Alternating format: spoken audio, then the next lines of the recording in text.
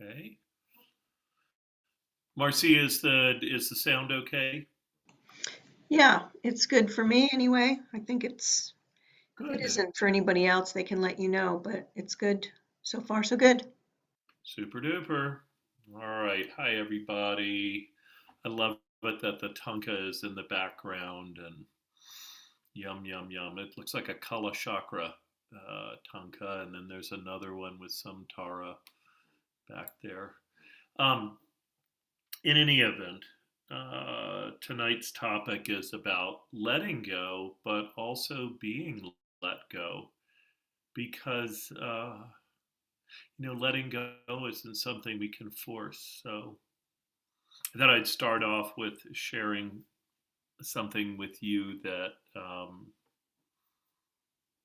was an event in my life, and so Father's Day of 2006, I had been to up on the ridge where I live, up about 20 miles north of the north of Nevada City.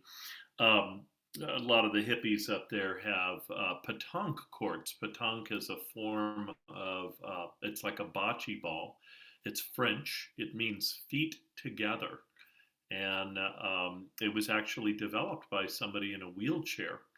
And anyways, I'm totally getting off on a tangent here, but I've been playing petanque with a bunch of my hippie friends for Father's Day, and I happened to be married at the time and with a stepdaughter, and we had had kind of a fun day earlier in the day, and then they had let me go play petanque and have fun in that way. And so I drove home. I was living in a yurt at the time, and my wife of the time came out in her underwear. My stepdaughter was asleep in the dome next to the yurt, um, and she said, "Get back in the car. Get back in the car. I've got something I want to tell you." And I was like, "Wow, what is it?" And she said, "I don't want to be married to you anymore." And I was like, "What?" Um, and she said, "Yeah, no, da da da da da, and don't want to be married anymore." And I was like, "But are you not? Do you not love me? And not in that way. I'm not in love with you." And so I was like, "Well, that's that's a shocker. And can we work on it? Da da da da. Nope, nothing. It's done." And the next day, she and my stepdaughter were gone. And so, as you can imagine, that was an awful abrupt change to accommodate, and I was a mess. Turns out, she made a really great call, but I certainly didn't know it at the time. I did in moments, and in moments, yeah, it was just but it was crazy. Um, and we actually, that was on a Sunday, Father's Day, and on Wednesday I was like, "Well, I'm not going to mess around here. If you're done, you're done."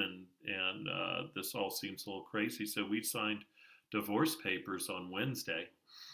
But anyways, I mean, it's a then that starts a whole process. Um, but I went to go see a local therapist. Um, this wonderful woman, Julia Kelleher, and and after seeing me for a little while, she was like, "Bruce, you are just all over the place. What you need is a little bit of structure. So why don't you go to a yoga workshop or maybe a meditation retreat, just anywhere where there's going to be a set schedule for the day, and you can be held." And I was like, "Oh my gosh, I used to drive by this place called Spirit Rock on my way out to I loved when I lived in San Francisco, which I did for 10 years, 12 years. from 91 to 2003. I would go hiking all the time up to the Point Reyes National Seashore. I just loved that. And my very favorite hike of all of them was Tomales Point. So, and I'd have to drive on that. I think it was Sir Francis Drake, and I would go past this place called Spirit Rock, and there was this big boulder, probably 25 feet high and 40 feet wide, and it's out in the middle of a cow pasture, and there's an oak tree growing out of the top of it. Actually, it's a network of small oak trees growing out of the top of it, but it looks like one from the road. And there was a sign for Spirit Rock. Well, I was like, well, that's an aptly named thing. Yes, it is a Spirit Rock. And but there was also something about I kind of gleaned that it was a meditation center. I'm not sure if that was on the on the sign. But so Julia said, go on a retreat. And I was like, oh, there's this place called Spirit Rock. I wonder if they do meditation retreats there. And she was like, I've been there and they're fabulous and you should go. As it turns out, John Travis is our founding teacher of Mountain Stream, has been a teacher there at Spirit Rock. In any event, so I found myself 2 months later, at 2 months after Father's Day, at a 5-day retreat at Spirit Rock. Back in those days, nowadays, my goodness, you lucky to get in. If you try and get in the first 5 minutes when a retreat is posted, they're very popular. But anyways, I got into a sort of a Vipassana 101 retreat, and I went there, and I actually, because I was so just kind of raw and open and undefended, this practice, it was funny too, because in going to, I had no idea that it was a Buddhist center and that they were going to be teaching Dharma. I just thought, oh, meditation, it's like, calisthenics for the mind. It's going to be like going to a mind gym.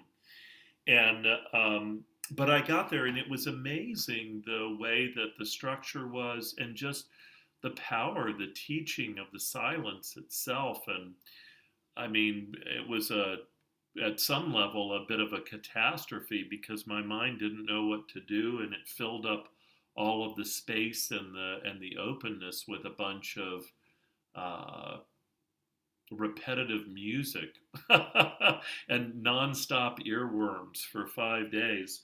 But actually, it did stop a little bit, and some things really opened up, and it was a very profound experience.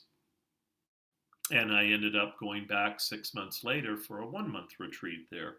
And that's when I met John Travis for the first time. He wasn't on this first 5-day retreat. In any event, on the fourth, I'd had a big opening on the third day and opened up to some lovely self love and acceptance and all of that. And then it was very quickly followed by just some really almost very, very challenging, a lot of aversion. And so the next day I got in, and on day number 4, I was kind of primed. Well, what's going to happen today? And then I went in, and I was just having a lot of, my ex-wife had gotten together with a fellow a few days after she left, and apparently that had been brewing for a little while. But whatever. But I was sitting there, and I was thinking to myself, this is a gorgeous place. It's a beautiful meditation hall. It's in the hill country of West Marin, which is absolutely gorgeous. There's great food. And so I was sitting in the meditation hall, and I was having all of this, kind of hatred come up about her and him, and then the thought arose in my mind, well, um, okay, so I'm miserable, and yet I'm sitting here and I'm well fed. It's a beautiful place. Temperature's okay. I'm respirating and metabolizing within acceptable parameters. I mean, actually, the conditions are just fine, but I'm so miserable. And the thought arose, well, what, yes, I'm having all of this aversion come up, but what is actually the worst case scenario? What's the worst possible situation around this? And the thought arose, well, maybe, it was totally right for her to leave, and she's found the right guy, and they're going to be completely happy together, and, their life is going to be a fairy tale. And if that's the worst, can I actually survive that? And I was like, actually, yeah, I think I'll live. It's excruciating, but I'll live. And then I was like, so here I am. The conditions are great, and yet even having acknowledged that, I'm still really miserable. Why am I miserable? And it was like, because I'm proud. There's pride, and the pride in and of itself is causing misery. And I remember up from my belly, up from the core of my being, just came this, and I really hadn't had many teachings around this at all, but just up from the core of my being came this: I want to let go. And then, but it also, the little voice inside was not just saying, I want to let go. I want to let go and be let go. I want to let go and be let go. And so here I am. I'm in meditation. It's silent. But this inner voice is going, I want to let go and be let go. I want to let go and be let go. And there's just tears streaming down my face. Um, and it was a very, very profound. Uh, I didn't know how to let go of pride, but I wanted to let go, and I wanted to be let go from the pride, and it just went over and over for the rest of that set, probably for another 30 minutes, tears coming down my face. I want to let go and be let go. And the result of that was that after that sitting period, I went outside, and I took a walk, and I felt so light and free and well. And, it was great. But then I came back, I think it was then lunchtime or something, and I came back in for the next sit, and there was the aversion all over again. And there was that intention. It was like a stake had been put into the ground. Uh, I want to let go and be let go. And so the aversion was coming out really. It's kind of like there was an opening. It's like when you clean a wound, then it might bleed more. And so, it had freed up space for the emotions to come out. And, but there was also this sense of, okay, I have established that, it's fully over, and I want to let go and be let go. So this was a very profound moment. And over the course of the next few months, I mean, I was a mess. And, I certainly was caught many, many times. But as I would reflect on the purity of that moment, it was incredibly helpful for me. And so this thing of letting go is so central and core to Buddhism, because in letting go is acceptance. It's the way in which we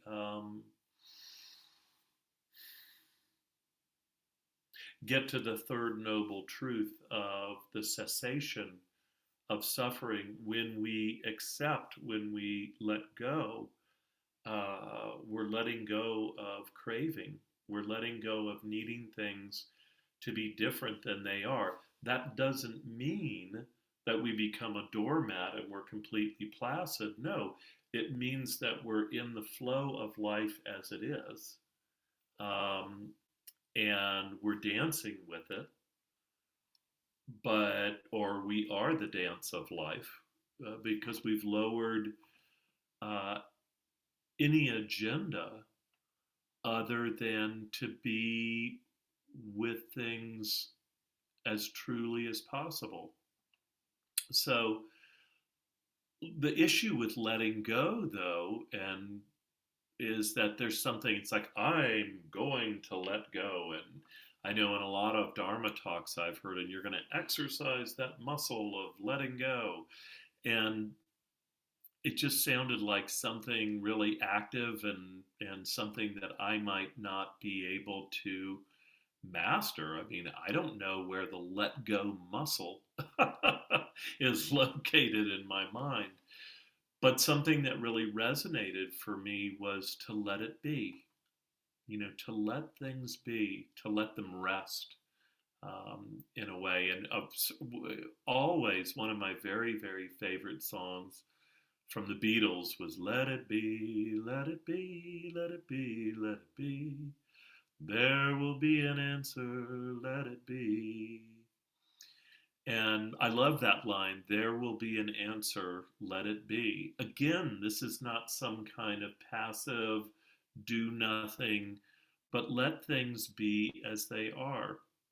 And a few years ago, I was introduced to a Rilke quote, which I've used in so many Dharma talks, and it just really touches me. The person who introduced it to me, Mira, um, she just a young person. I think she was 19 at the time. She was like, "Oh, uh, I forget exactly what I was saying," but she was like, "Oh, that reminds me of this Rilke quote."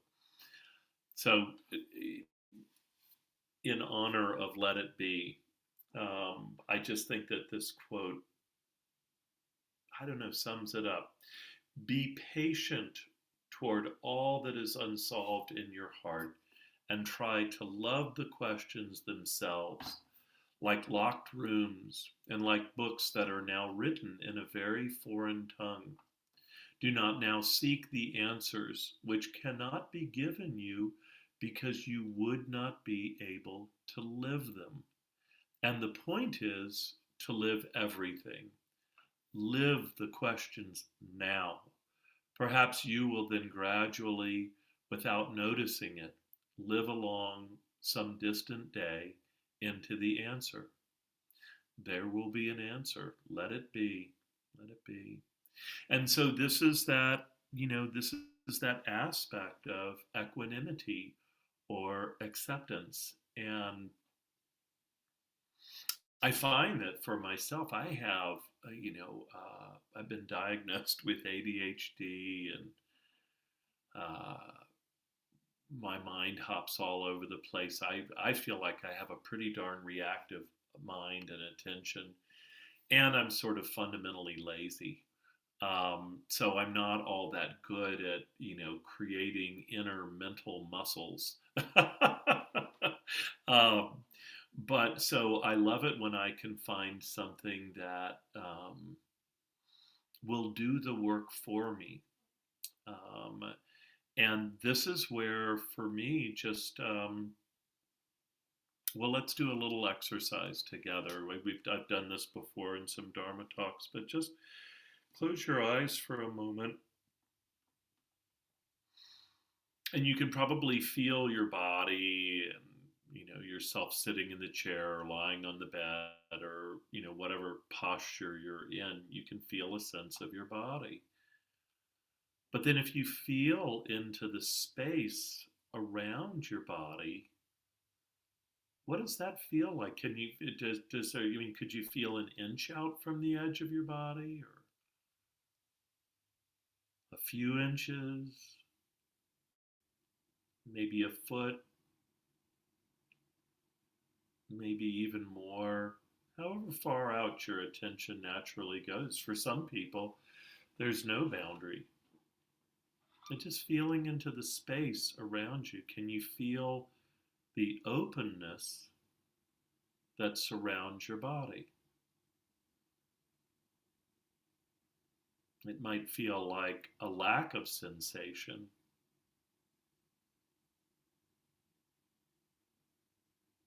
or maybe there's a sense of, close to the edge of your body, there's a sense of warmth or maybe vibration.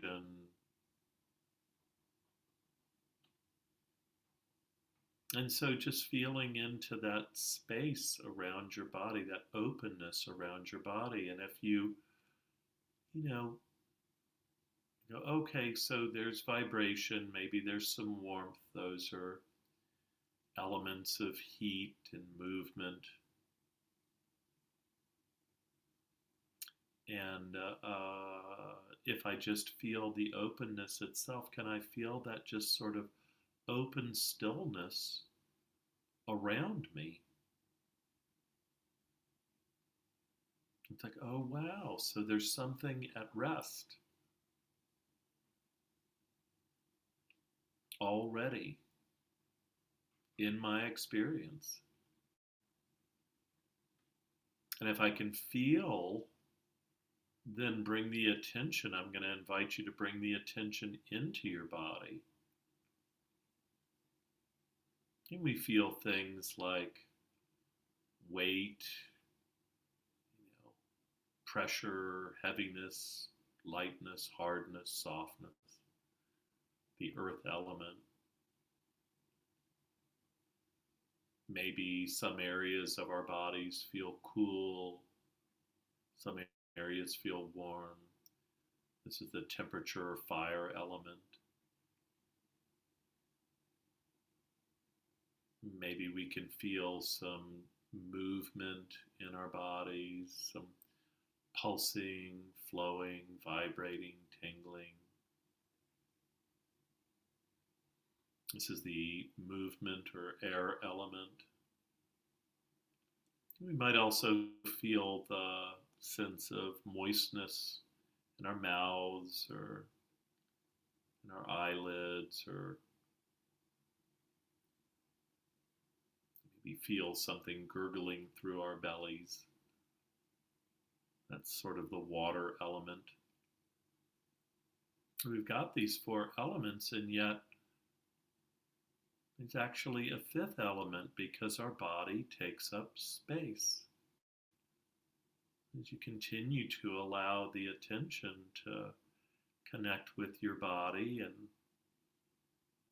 those first four elements, earth, air, fire, water, there's also the element sometimes of ether, or space, or openness that your body is happening in.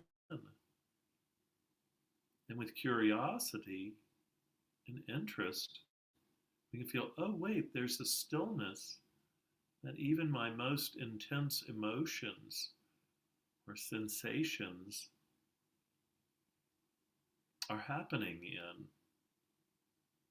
So I can feel the stillness around me. I can also feel that space or ether element in me. And so no matter what's happening, there's something that is open to anything that might happen for me. It's a basic, natural part of my experience, and it's fundamental. It's nothing I have to go looking for. It's just basic, but it's also subtle. It's the most subtle of all the elements. And so I'm going to invite you to go ahead and open up your eyes. And,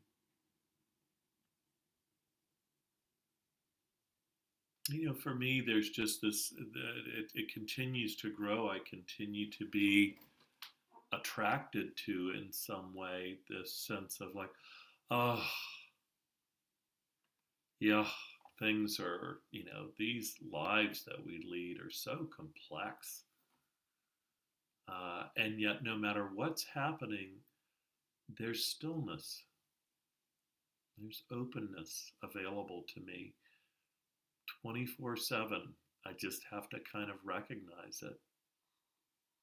And yet, so this is all very well and good. But, our humanity asks for its day, its time on the stage, one way or another. And, we get drawn away from these subtle elements and we get caught up again. Um, and I'm really experiencing that now. Uh, I'm wrapping up my life here in California. I've spent more than 30 years out here, more than half of my life in California, and it's been a time of intense growth and beauty and meaning and substance. Um, a lot of just the tenderness of humanity and kind of the tragedy, but the joys. The I've had a very, very full and rich life here in California, and I'm getting ready to head back east. And so I'm actually going to be uh, I'm going to keep one apartment unit complex, and but I'm selling my another one in my house. This was a house that I built, and so in 1991 there was a architectural digest that came out, and I'm not a subscriber to that magazine, but I happened to see this architectural digest, and it had a picture on the cover. And I was looking at the picture and I was like, okay, so this is Architectural Digest.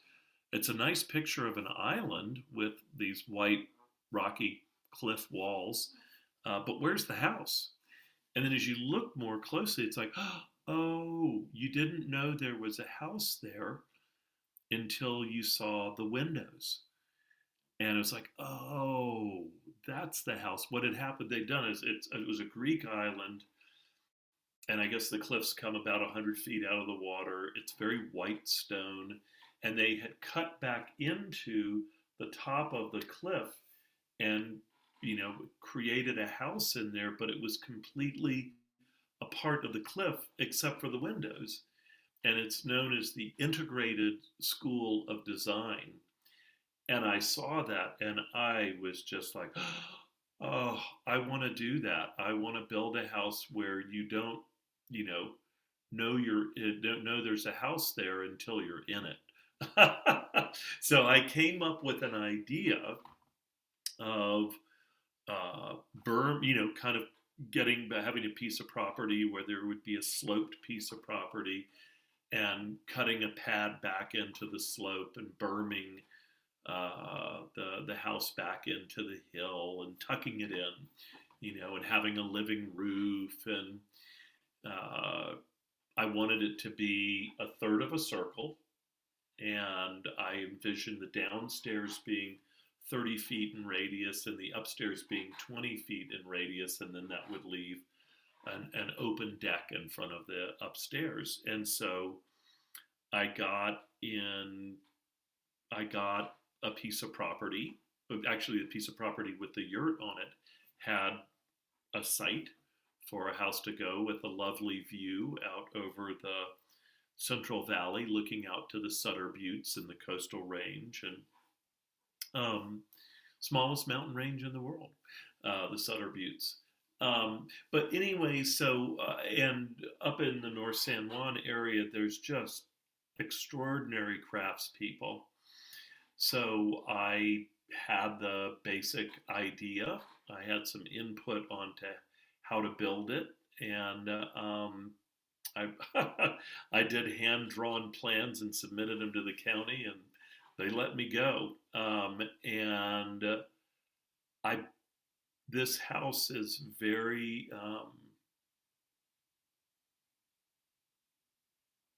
well. It's a modern organic, and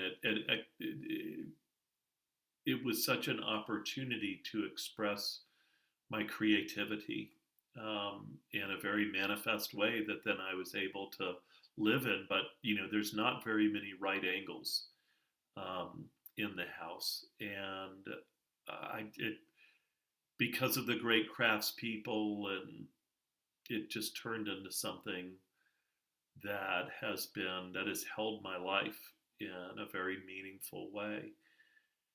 And now I'm going to sell it, and I thought I would never do that. And so I'm going through this process of letting go.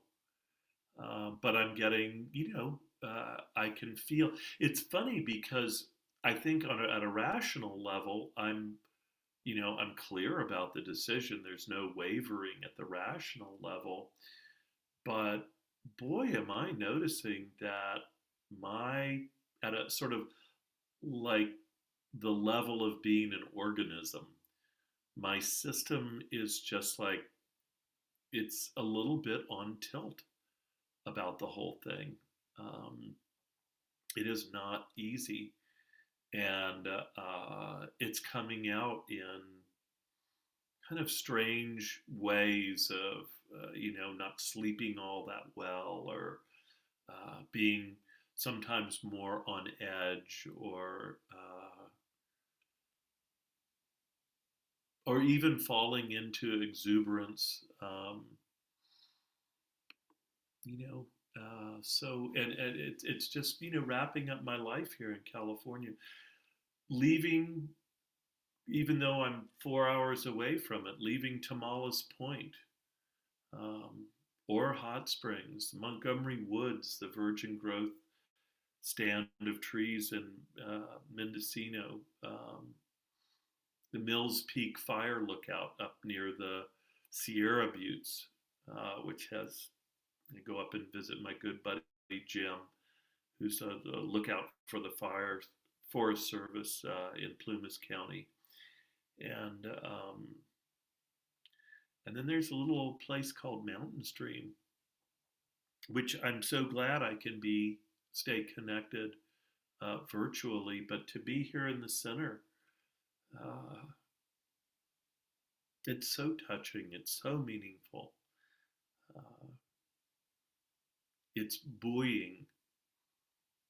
A lot of I've had the good fortune to be able to give a lot of time and energy to Mountain Stream, and it has fed me. It's given back to me in so many ways. So all of this letting go, is involved in this, and it's really interesting to see that part of me's bought into it, and another part is not, and uh, it's like, okay, well, can I be let go? And then at some level, it's like, well, actually, and I'm also aware that this is just a prelude. you know, once I actually do fully leave, the house is sold and all that, I know that there's going to be, some ache and some longing. Um, and so I guess, can I accept now and then my systems, can I be accepting of my lack of acceptance? Can I let that be? Uh, if I let go, and I am going to let go, can I be let go? And I think that at some level, at this point in practice, I'm aware that yes, it is possible. I have a confidence, a verified confidence that letting go will happen, but I don't know. And then when I think about um, the ultimate letting go, the letting go of this human body, this human life. Um, at a certain level, I can be intrigued about, okay, what's beyond the veil of this mortal coil? But really, how am I going to react as this, fragile, tender human when the chips come down with all of that? Um, so it's not. up to me. It's, it's something that motivates me for more practice, for more just, feeling that space that accepts every thought, every emotion, that receives them, every bodily sensation, no matter how pleasurable or excruciating, neutral,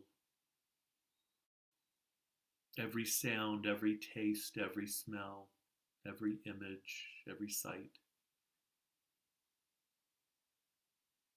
I'm glad it's there. I'm glad that this curiosity about, that receptive, open stillness um, has led to a sense of actually feeling it. Um, this sort of the space that allows change to happen. So it's like, all right, well, maybe there'll be some really searing, challenging moments. Uh, but I grow more and more confident in this practice the more I do it, that I can allow my humanity to be my humanity, to unpack and unfold itself. I'm certainly not going to outrun it. Um, but ultimately, the deck is stacked in my favor, and that's because of this beautiful practice. And you and our Sangha, um, when being let go happens, it's kind of like uh, it's kind of like grace or mercy, in a sense. And um, there was a song I heard just the other day. Um, oops, and I was so Virginia, thanks for having that picture of Arunachala on your screen, um, which is supposedly a self manifested uh, Shiva lingam of pure, uh, formless, still awareness. Let me see if I can get to this.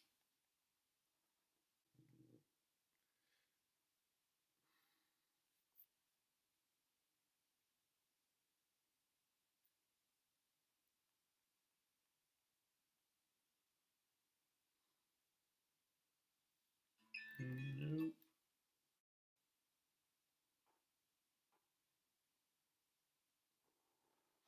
So in this song by, I'm not sure exactly how you pronounce her name, but maybe Mary Gauthier. Uh, she said, and I think about this in our times. It goes, yeah, we all could use a little mercy now. We may feel we don't deserve it, but we need it anyhow. We hang in the balance, dangle tween hell and hallowed ground, and every single one of us could use some mercy now. And it touches me because, grace or mercy isn't something that you necessarily earn. Uh,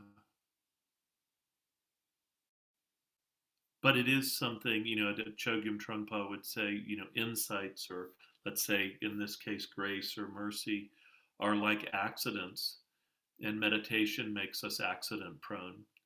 This practice uh, helps us touch into a grace that is actually already there, that's already a part of us. And so it's funny that, Virginia, you had that picture of Arunachala, which was the place that Sri Ramana Maharshi would go to. I mean, that would not would go to, but where he lived and where his ashram is today. And I've been there many times because of this picture. And this is a picture where he is exhibiting what is known in Hinduism as the look of mercy. And for me, this picture really touched my heart. I saw it at Spirit Rock and the Gratitude Hut, and at a time when I was really struggling on a retreat. And it just touched my heart so deeply because, as hard as I was being on myself in the moment, I felt like in looking in his eyes, those were the eyes of someone that could never not love me. That those eyes held an equanimity and a compassion that was beyond any non-acceptance. And so, because of that picture, I've been to India 3 times, and not even in the Buddhist tradition. So at 7:27, I need to wrap up. But just this. Yeah. So let's do a little bit of metta, and then we'll have some announcements. So just getting comfortable in your posture and closing your eyes, and you know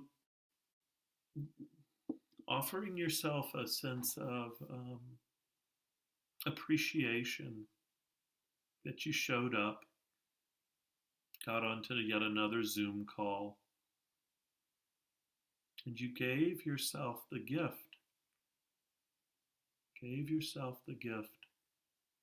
of community, but really also of silence.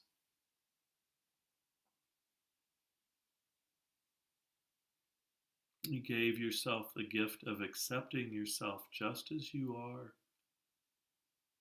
And that is a very deep love. So maybe you can touch in with the fact that you really do love yourself. Otherwise, you wouldn't be here. How does it feel to know you love yourself?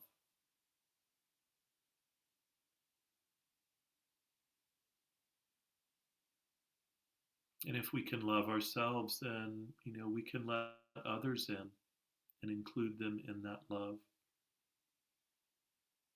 Maybe they're not so out there.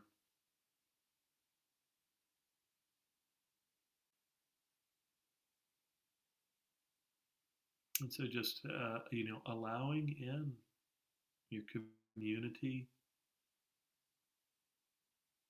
allowing in this complex, crazy world that needs a little mercy now.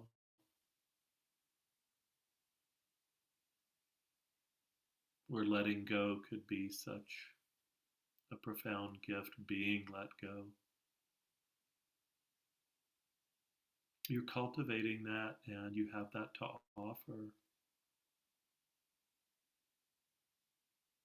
And so, with this sense of including yourself, including others, including your world, we just have this very basic, humble wish that all beings everywhere might be truly, truly happy.